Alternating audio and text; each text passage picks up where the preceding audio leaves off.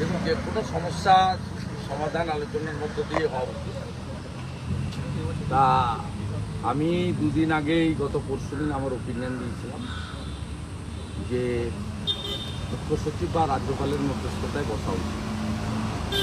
যাই হোক, জুনিয়র ডাক্তারদের সংগঠন তারা একটি অরাজনৈতিক মঞ্চ, তারা যথেষ্ট বুদ্ধিমান এবং আমি মনে করি সমাজের অত্যন্ত প্রেম মেধাযুক্ত এই যারা এই পুরোটা অর্গানাইজ করছেন বা লিডারশিপ দিচ্ছেন, পশ্চিমবাংলার আপামর মানুষের শুভেচ্ছা, সমর্থন, বয়স্কদের আশীর্বাদ এদের প্রতি আছে এবং এদের দৃঢ়তাও আছে, সাহসও আছে।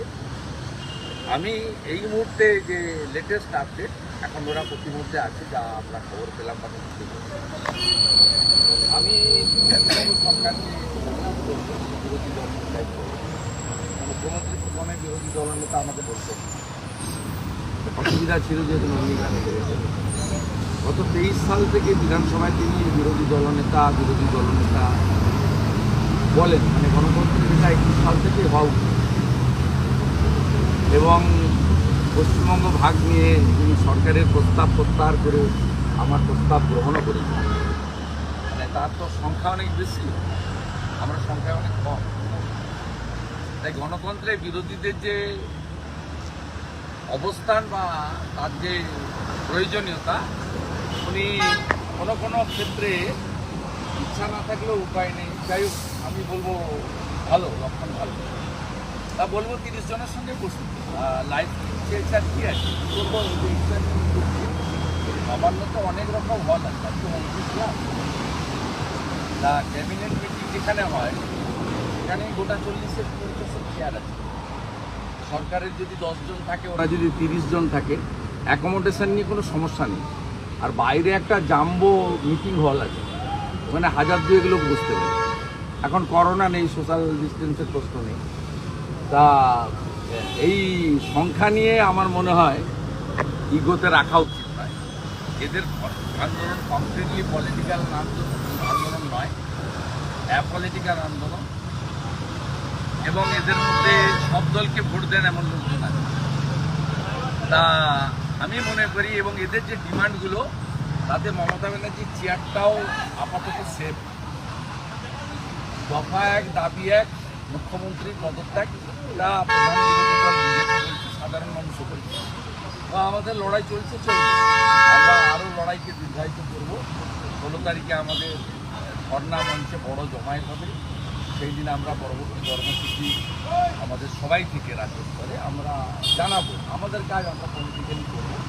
আমরা মনে করি সমস্যার মূল হচ্ছে মুখ্যমন্ত্রী। তার জন্যই এই সমস্যা, তিনি ধর্ষকদের আড়াল করছেন, তার জন্যই বাংলার মা বোনেরা অত্যাচারিত হচ্ছে, তার জন্যই বাংলার বেকাররা চাকরি পাচ্ছে না, তার জন্যই একটার পর একটা ডিপার্টমেন্ট ব্যবস্থা নষ্ট হচ্ছে, তার পদত্যাগই হচ্ছে, সরে যাওয়াটাই সলিউশন। কিন্তু যারা আজকে 5 দফা দাবি নিয়ে যাচ্ছেন, তাতে মুখ্যমন্ত্রী বা স্বাস্থ্যমন্ত্রীর পদত্যাগের কথা লেখা নেই। তাই দুটো মাত্র ইস্যুর জন্য এটাকে জিয়ে রাখা উচিত। একটা সংখ্যা আর একটা লাইভ স্ট্রিমিংয়ের ক্ষেত্রে মুখ্যমন্ত্রী নিজেরই ক্রেডিবিলিটিটা নিজে নষ্ট করেছে। আমরা বারে বারে বলেছি যে এই মুখ্যমন্ত্রী ফিট ফর মিথ্যাশ্রী, ও সেটা তিনি মুখ্যমন্ত্রী কার্যত সিলমোহর দিয়েছেন কয়েকদিন আগে, যে আমি টাকার কথা বলি। আপনি দেখবেন, আমি বিরোধী দলনেতা হিসেবে বা অন্যরাও করেছেন সোশ্যাল মিডিয়াতে, উনার 14ই আগস্টের বক্তৃতাটাকে পাশেই দিয়ে দেওয়া। তাতে উনি বলেছেন যে টাকা তো দেওয়া যেতেই পারে, 10 লাখ টাকা তো আমরা দিতেই পারি। তারপরে উনি বলছেন না, আমি টাকার কথা তো বলিনি, আমি শিশু রক্ষার জন্য কিছু ব্যবস্থা যদি পরিবার চায় করতে চেয়েছি। অতএব তাই জুনিয়র ডাক্তারদের সংগঠন সঠিকভাবে বলেছেন, ভিতরে যা আলোচনা হবে উনি বাইরে অন্যভাবে সেটাকে নিয়ে যাবেন। কারণ ওনার ভোট ব্যাংক রাখতে হবে, 1.5 বছরের মধ্যে বিধানসভার নির্বাচন, ওনার ইমেজ রাখতে হবে যে উনি হারতে জানেন না, যদিও আমার কাছে এরকম। ওরা একটা মানে দম রাখতে হবে, তাহলে তো আইপিএস আইএসরা, সরকারি কর্মচারীরা বা ওনার পার্টির যারা খুব যন্ত্রণার মধ্যে আছে দমবন্ধ অবস্থায়, তারা ওনাকে তো মানবেন না। আর এই সুযোগটা নেওয়ার জন্য তো ভাইপো পেতে বসে আছে। তখন উনি চেয়ার ছাড়বেন আর চুপ করে গিয়ে বসে থাকবেন। সব মিলিয়ে আমি শেষ মুহূর্তে আমার বক্তব্য যে কোনোভাবে রাজ্যের মুখ্যমন্ত্রীর কাছে আমি অনুরোধ করব as a leader of opposition, আপনারা এই দুটো ইস্যুতে ইগো ত্যাগ করে সমস্যার সমাধান করুন। আমার ডাক্তার ভাই বোনেরা আজ থেকে সবাই কাজে ফিরে যাক এবং মূল যে বিষয় 9ই আগস্ট আমাদের বোনের বিচার, তার জন্য আমরা 18 তারিখে সুপ্রিম কোর্টের হিয়ারিংয়ের অপেক্ষা